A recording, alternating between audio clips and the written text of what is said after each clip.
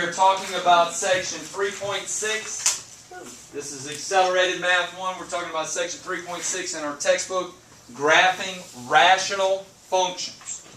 Okay? The ones that we've already done so far are linear functions, right? Y equals x. We've already done quadratic functions, y equals x squared. We've done cubic functions, y equals x cubed. And we've done radical functions, y equals the square root of x. Okay? You should know how to graph these. You should know how to stretch and shrink them. Okay, the ones that those apply to. You should know how to invert them and flip them. Okay? And most importantly, you should know how to move them up and down, right and left, a vertical shift or a horizontal shift. Okay? What we're doing today, let me write it again. Rational. What is the root word of rational? Ratio. No. Ratio. What is a ratio?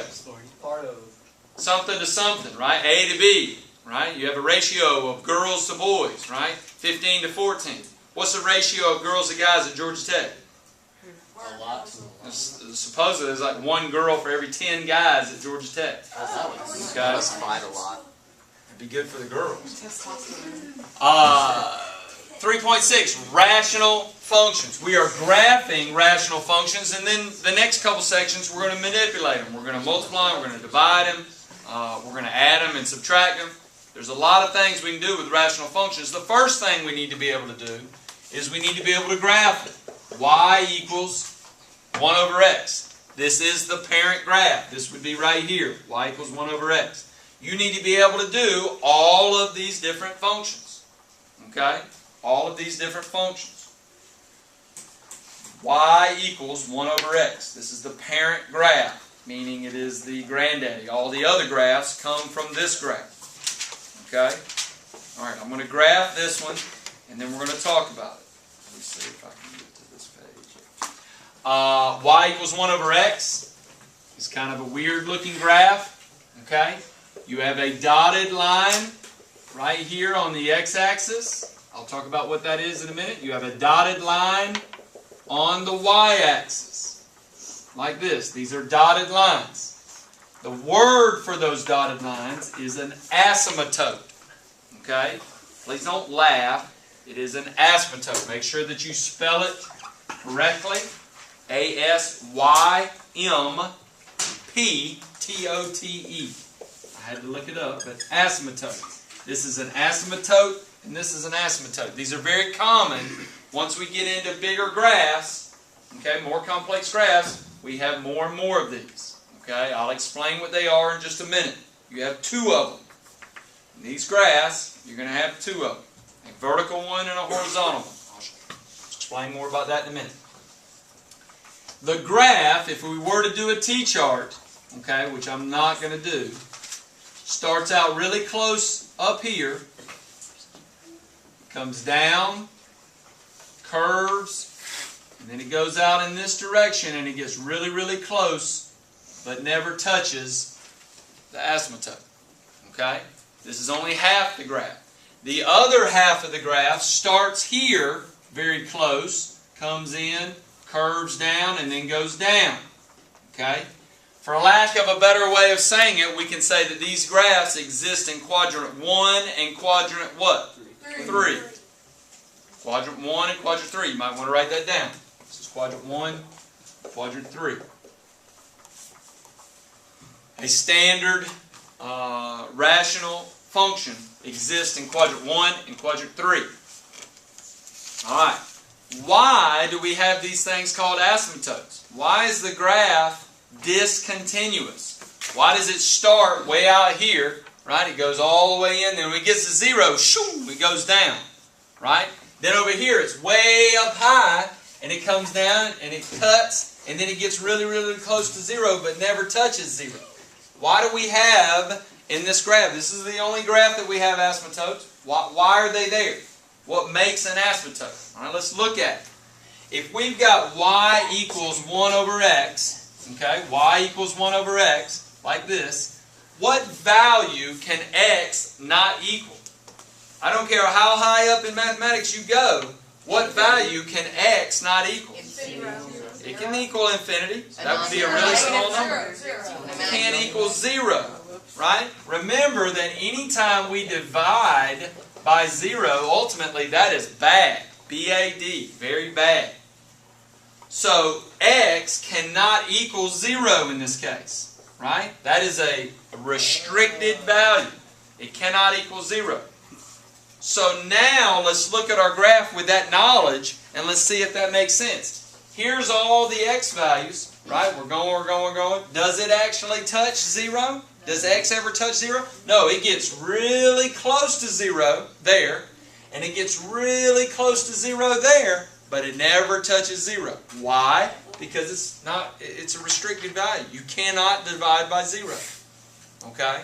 So 0 is our vertical asymptote. Write that down. This is the vertical asymptote. Now, let's talk about our horizontal asymptote. Okay? If we plug in any number other than 0, obviously we can't plug in 0, but if we plugged in a number other than 0, right? Let's say we plugged in 1. What would our y value be? It would be 1. That'd be easy, right? 1, 1. 1, 1 is probably right there. Okay? As I keep plugging in numbers, say 1,000,000, right? What's 1 over 1,000,000? Would that be a big number or a small number? Small. It would be a small number. So way out here in 1,000,000, it would be a really small number. But it wouldn't be 0, right? What about 1,000,000,000? What if I stuck in 1,000,000,000 right there? It'd be 1 over 1,000,000,000. It'd be even smaller. I'd be even further out here. I'd be way out here somewhere. But it'd be even smaller. 1 over 1,000,000,000, that's an extremely small number. Okay? So it wouldn't, quiet please, it wouldn't ever touch 0. It'd be close to 0, but it wouldn't touch 0. All right, let's go in the other direction. What about -1? What happens when I stick in -1 right here? No. What's 1 over -1? -1. So -1 would be right there. Right? That makes sense. Okay? What about -2? If I went -2, what would it be? Be -1/2. How about -3? Be -1/3. How about -4? And so on and so on. As I came all the way out here at -1,000,000, it'd be really close to 0, but it wouldn't be touching 0. Right? It'd be a really small number. -1 over 1,000,000,000. Right? That's a point with a lot of zeros before you get to a 1. Okay? 9 zeros to be exact, I think. But it would be a very small number. It would never touch 0. I hope I'm explaining what an asymptote is because it's kind of an abstract thought. Okay? You're going to have to kind of trust me on faith a little bit. We have a vertical asymptote at 0. We have a horizontal asymptote at 0. Okay? In this parent graph, 1 over x. All right, hold on, let me say it one more time. What is the domain and what is the range? Right? And all those other questions that I like to ask, that I asked on that double quiz right before the break. Okay? Domain and range, those are old friends. Okay? So in this graph, we need to be able to tell what is the domain and what is the range. All right? Looking at it, let's talk about domain. All these values work, all these values work, all these values work. That value didn't work, right? Doesn't exist. How about all these values? Do all these values work? Yeah, all these values work. So negative infinity works all the way up to 0. 0 doesn't work. And then all the way out to positive infinity works. How do we say every number in the universe except for 0? All real numbers except for 0. The easier way is just to say x can't be 0. That's understood, and it means that x can be any other number but 0. X can be any other number except for 0. All right, how about the range? What do we say for the range? Well, let's look at it. Does this value work? Right, the graph comes on down, it touches it, comes on down. This value works, all these values work. But what happens when I get to 0? It doesn't work, and then all these values work. So what do we say the range is in this case? Y Can't be 0. Very good. Now obviously they're going to get more complex than this. This is just the parent graph, but I did want to talk about domain and range right off the bat. Questions? Yes. Okay, the asymptote, Mhm. I was confused a little bit. Is it the dotted line thing? Or It is the the dotted line. Okay, The graph is the curved part. okay. Good question. Anybody else? Anybody else? All right. How we doing on time? Logan or McLean or 10 somebody? minutes and 33 seconds. All right. Good, good, good. We got time for a couple more examples. And then I want to stop the tape and do another. All right. So here we go. First change a little bit. Well, first let me give you the, write that down. That's kind of the formula. What do you think A is going to tell us? What does A tell us in all those other graphs? The width of It tells us either a stretch or a shrink. What else does it tell us? It's regular or positive or inverted. negative. Regular or inverted. Okay, so that A is going to tell us all of that. That number on the top. What is H and K going to tell us? They're not gonna, there is no vertex in this problem. What do we have in these type graphs? We have asymptotes. We have vertical asymptotes and we have horizontal asymptotes. Okay, so H and K are going to tell us those things. All right, let's do an example. Y equals 2 over x plus 3. Got two things going on here. Okay? First of all, well, let's go back to this one. Y equals 1 over x. What was understood to be underneath here? X plus what? 0. X plus 0. What was understood to be on the outside out here? 0. Plus 0. So H was 0 and K was 0. Okay, let's make sure that we understand that. In our parent graph, H and K were 0. So let's go to this one. First thing I want you to be able to tell me is that it has a vertical stretch. Why does it have a vertical stretch? Plus 3 is greater than 1. Because A is greater than 1. A in this case is 2, and 2 is greater than 1. Okay, so just, I don't want, the graph will look exactly the same. Don't worry about the graph, about stretching it or shrinking it or whatever. I just want you to know that it will be a vertical stretch. Why? Because A is 2. Okay, then you can forget it. How about the plus 3? What is that going to tell us to do? Any ideas? Up, down, right, left? What is it going to tell us? Good guess. Right. It's going to tell us to go left 3. We always do the opposite. It's like what's on the inside. So on your paper right here, you need to write opposite. Back there on the formula, write opposite right there. It tells us to go to the left 1, 2, 3, and there we put a dotted line. That is our vertical asymptote. We moved the graph, a horizontal shift, 3 to the left. Okay? How about up and down? What are we going to do up and down? What's understood to be out here? Plus 0. Plus 0. So do we move up and down any? No, we don't have a vertical shift. We don't move it up or down any. So our graph is normal. Goes right there and right there. I should have put my dotted line. And then it goes right there and right there. And that's all you have to do. What is the number one thing that I'm going to mark off on your graphs when you graph one of these for me? It touches You zero. don't have If it touches the line, you were close. If it touches the line, that dotted line, it's bad news. You're going to get an X. It cannot cross that dotted line. What movie is it where the guys say, don't cross the streams? That's right, Ghostbusters. Probably came out after you were born.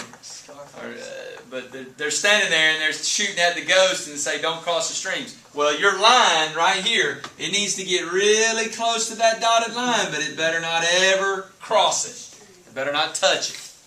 Okay? Questions? All right, let's try another one.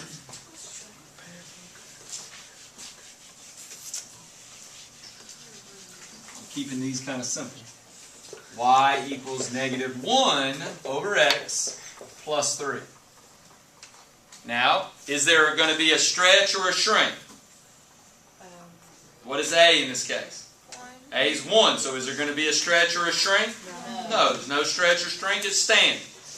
Well, what about the negative? What's that going to make happen? It's going to be inverted. I'll talk about what that means in just a second.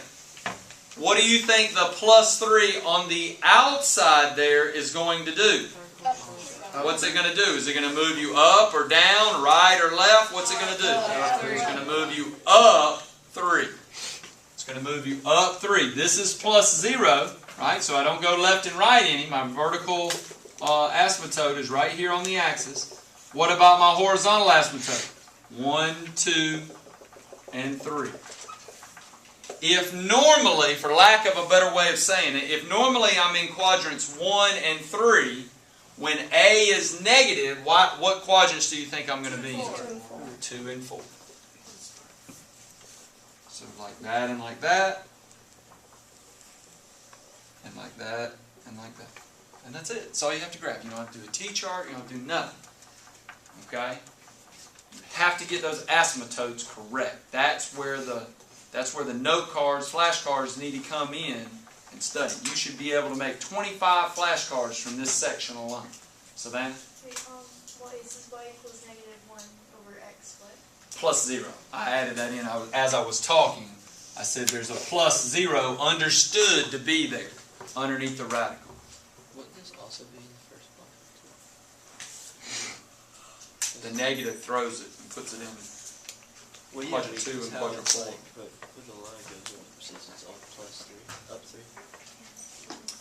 That's why I said, for lack of a better way of saying it, technically this is in quadrant 1. I'm saying on our new plus signs, where would it be? You're exactly right. That's why I said, kind of for lack of a better way of saying it, where is it? You're right. All right, let's do another one. Y equals 1 over 2x. 1 over 2x. What's your vertical asymptote going to be? 0. What's your horizontal asymptote going to be? 0. What's the only thing that's different? It's a 2x. You got a 2 on the bottom. What do you think A is if there's a 2 on the bottom? A streak. Shrink. Right? This is A equals 1/2. Right? A equals 1/2, and if A equals 1/2, then we have a what? A vertical shrink. Write that down, have it in your notes. Why? Because A is in between 0 and 1. In this case, A is 1/2. And on those other ones, A was 3 over 1, or 4 over 1, or 2 over 1. Yes? What does that look like on the ground? It would be different, but I don't even want to go there. I just want you to know that it's a vertical shrink. I'm not even going to graph it. Is it Okay. like the same graph? It would be the exact same graph. Everything would be the same. Right? It would basically look like this. That's it. Asymptotes are at 0, 0. X equals 0 and Y equals 0. Asymptotes are the same. Okay? Questions? All right. Now, let's make one as hard as we can make it.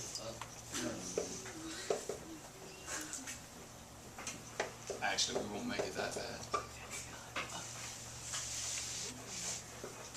I keep using 3. How about that? It's going to move to the left and right some. It's going to move up and down some. What's going to happen?